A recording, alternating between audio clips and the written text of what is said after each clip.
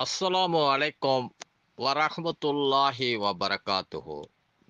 அன்புமிக்க சகோதர சகோதரிகளை, அல்லாஹுவின் நல்லடியார்களே, இன்ஷா அல்லாஹ் நாம் அனைவர்களும் சொர்க்கத்தில் நுழையும் முதல் அணியினராக இருப்பதற்கு அல்லாஹ்விடத்தில் ஒவ்வொரு வக்திலும் பிரார்த்திப்போமாக. இன்ஷா அல்லாஹ் சொர்க்கத்தில் நுழையும் முதல் அணியினர் பௌர்ணமி இரவில் ஒளி வீசும் சந்திரனைப் போன்று பிரகாசமாகவும் அழகாகவும் தோற்றமளிப்பார்கள். பிறகு அவர்களுக்கு அடுத்து வருபவர்கள் விண்ணில் நன்கு பிரகாசிக்கும் நட்சத்திரத்தைப் போன்று தோற்றமளிப்பார்கள். அவர்கள் மலஞ்சலம் கழிக்கவும் மாட்டார்கள், எச்சில் துப்பவும் மாட்டார்கள், மூக்கு சிந்தவும் மாட்டார்கள். அவர்களின் சீப்புகள் தங்கத்தை தங்கத்தில் இருக்கும்.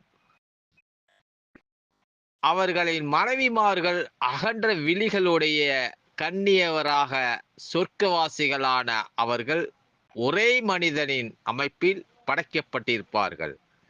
அவர்கள் தங்களின் தந்தை ஆதம் அலைஹிஸ்ஸலாத்து வஸலாம் அவர்களின் தோற்றத்தில் வானத்தில் முற்றும் விதத்தில் 60 முழம் உயரம் இருப்பார்கள் என்று எம்பெருமானார் முஹம்மது நபி ஸல்லல்லாஹு அலைஹி வஸல்லம் அவர்கள் கூறினார்கள் என அபு ஹுரைரா ரலியல்லாஹு அவர்கள் அறிவித்தார்கள்.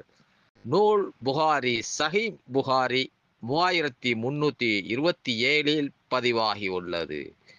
இன்ஷா அல்லாஹ் நாம் ஒவ்வொருத்தர்களும் தொழுகையில் பேணுதலாகவும்